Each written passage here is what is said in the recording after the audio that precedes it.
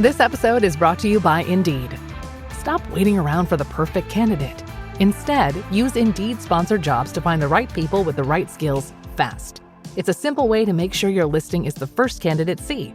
According to Indeed data, sponsored jobs have 4 times more applicants than non-sponsored jobs. So go build your dream team today with Indeed. Get a $75 sponsored job credit at Indeed.com/podcast. Terms and conditions apply.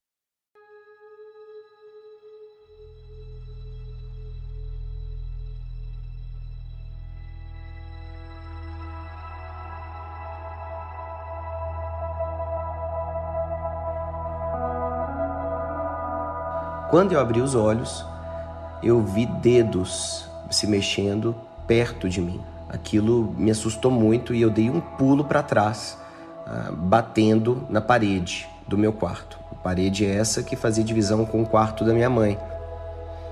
E já pressionando meu corpo contra a parede, assustado, aí sim eu coloquei meu campo de visão para cima e vi ali a criatura que estava dentro do meu quarto.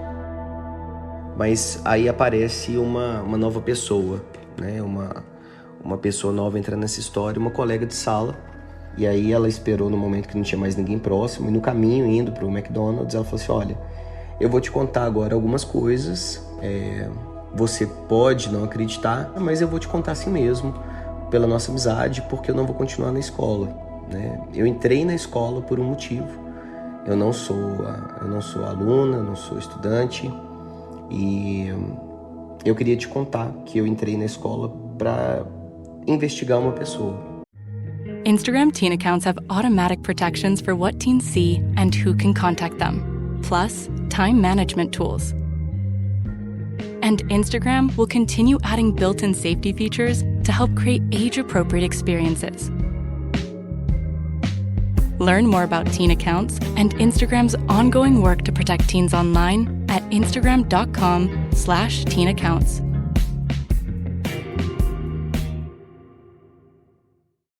Hey, it's Sterling K. Brown from the Hulu original series Paradise. The next chapter begins as Xavier's search for his wife takes him above ground, and what he finds will change everything.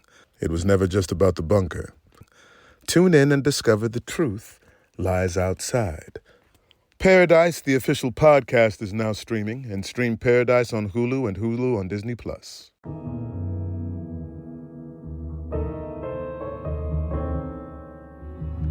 Olá, flutuante, seja bem-vindo de volta à nave.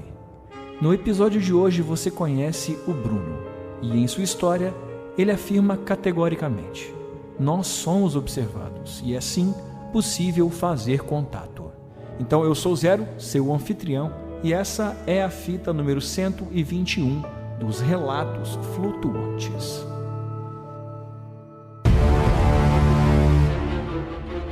Explicáveis ou não, relatos ufológicos surgem aos montes, a cada dia, hora e minuto. Quantos deles você conhece? E quantos casos sequer são relatados? Ajeite seus fones de ouvido e esteja preparado para experimentar um deles agora.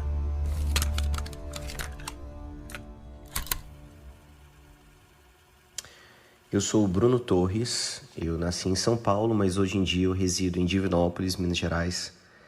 Eu tenho 40 anos, eu me formei como psicólogo na PUC Minas em Belo Horizonte e sou mestre em educação.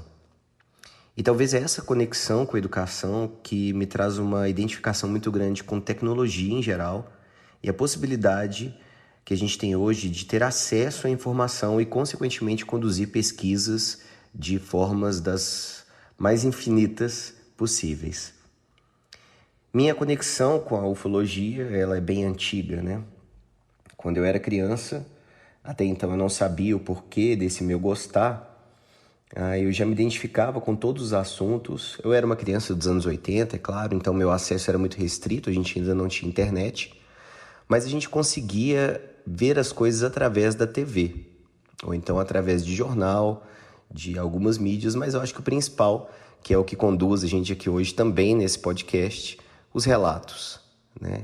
Eu tive a sorte de ter conhecido pessoas muito interessantes na minha infância, na minha adolescência, pessoas que trouxeram para mim relatos, casos que me instigavam, Me instigavam tanto que na minha adolescência eu cheguei a criar grupos de amigos na época de pesquisa ufológica. Cheguei a ir no interior, na cidade dos meus pais, em Raul Soares, Minas Gerais, fazer pesquisa de campo, sair literalmente com uma prancheta na rua perguntando as coisas para as pessoas, querendo saber se elas tinham avistado algo. Naquela época era até interessante porque eu descobri que quando a gente perguntava se havia visto um disco voador, as pessoas sempre riam e falavam que não. Porém, se eu perguntasse de luzes no céu ou então alguma bola de fogo, aí sim a resposta era positiva. Ou seja, era mais a forma de perguntar, né? Mas a casuística sempre existiu, principalmente em Minas Gerais. Quando aconteceu o caso Varginha, talvez a coisa se popularizou mais, né? E aí alguns amigos me procuravam já de cara, falavam assim, Bruno, você viu?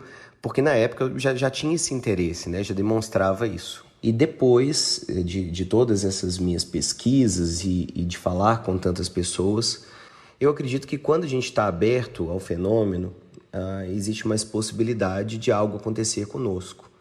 Eu costumo brincar disso até com clientes meus, amigos meus, que falam, poxa, mas já aconteceu muita coisa com você, no sentido de viagem. Ué, quem viaja mais vai ter mais chance de coisas boas e ruins acontecerem com ele, né? E assim também funciona em qualquer lugar de pesquisa, qualquer campo de atuação. Então eu acredito que um pesquisador, um ufólogo, que está indo a campo e fazendo vigílias, por exemplo, ele tem muito mais chance de ter um avistamento, né? E eu acredito que foi isso que aconteceu comigo na época, no início ali daquelas pesquisas. Na verdade, eu estava aberto a qualquer tipo de coisa, contanto que fosse com viés um pouco mais científico. E eu comecei a frequentar diversos locais, diversos lugares, diversos grupos em Belo Horizonte na época, tentando entender um pouco do que cada lugar estava falando e o que cada lugar tinha a me acrescentar. E na época haviam grupos de estudos de projeciologia, que seria no caso de projeção astral, por exemplo. Um grupo, por exemplo, se encontrou no Parque das Mangabeiras, que é um parque em Belo Horizonte muito bonito, né, no alto ali. E eu fui para lá, e aí o grupo tinha uma proposta de se fazer projeção astral, de técnicas para sair do corpo, por exemplo, coisa que na época eu tinha minhas dúvidas. Depois com a psicologia tive mais dúvidas ainda, mas na época eu queria tentar, queria saber o que acontecia, né?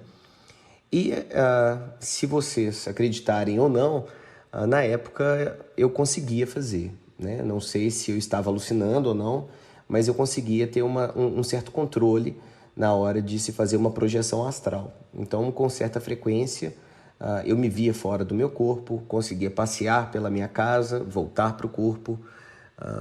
E isso virou muito constante, assim, todos os dias, todas as noites, eu já sabia exatamente a técnica, como eu deveria ficar, a posição do meu corpo, a respiração, enfim, virou uma constante.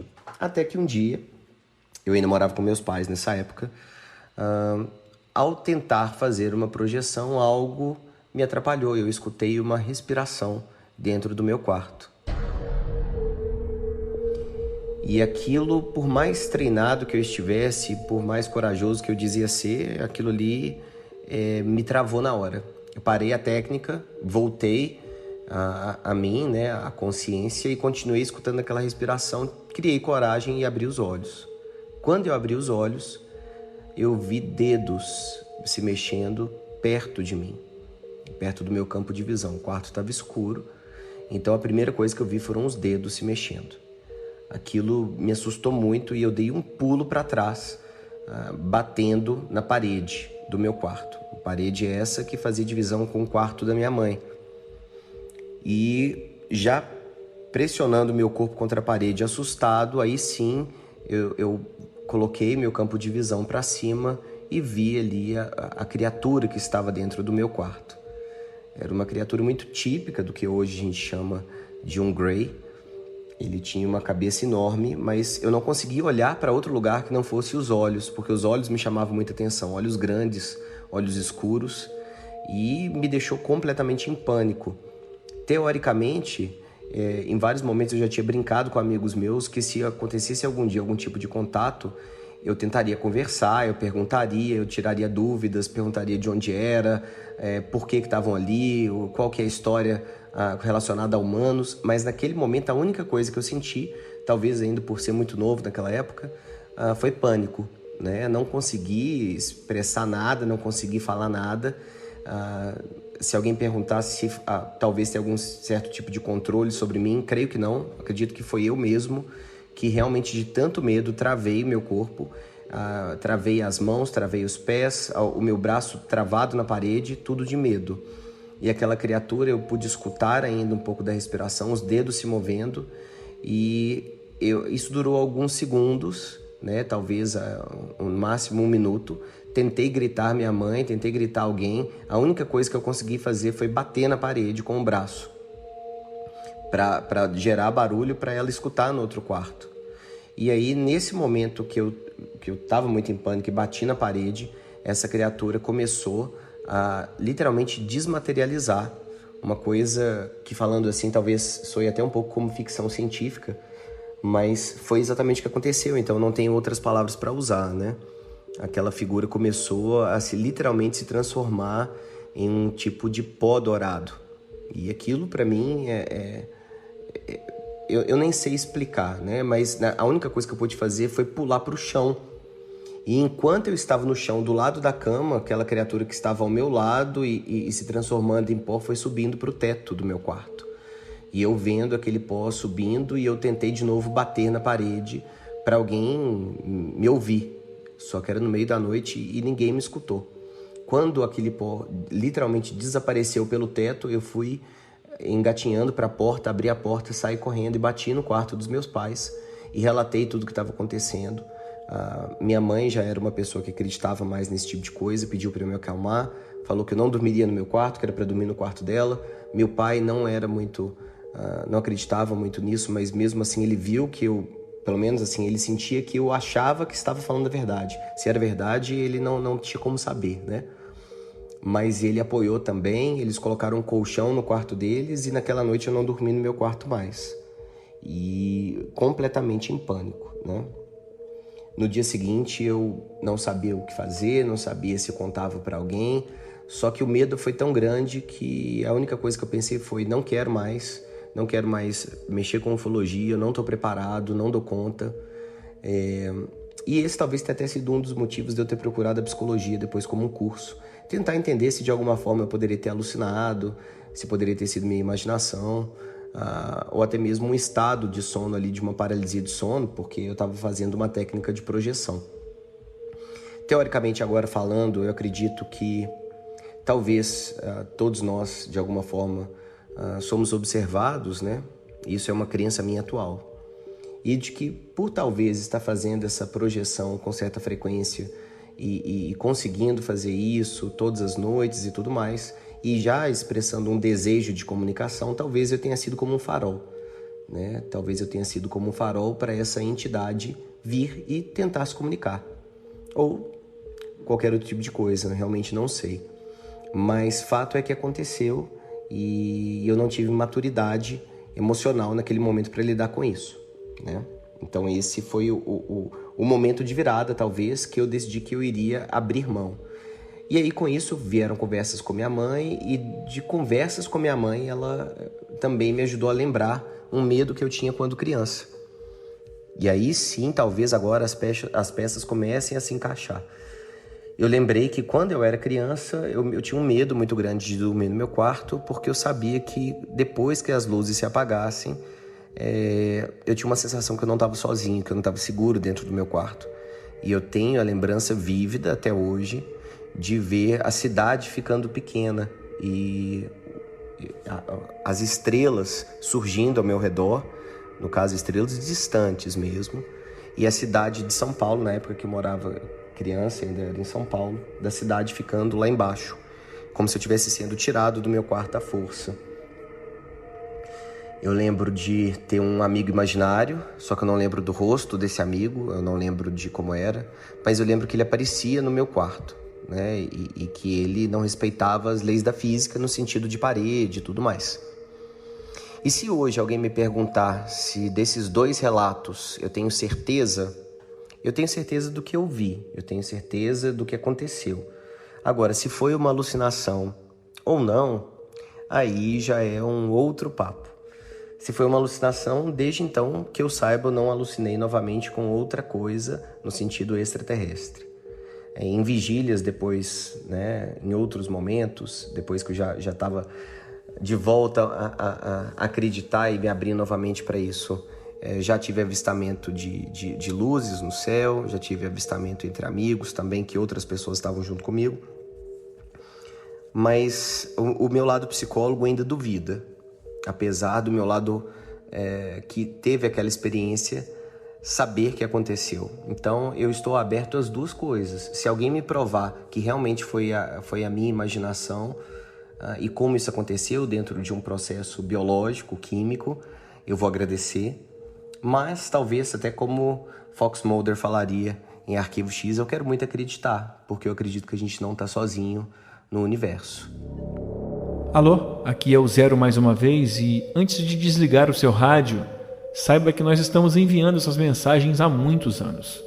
E caso você queira saber um pouco mais do que está acontecendo aqui na nave, pesquise por Relatos Flutuantes no Spotify.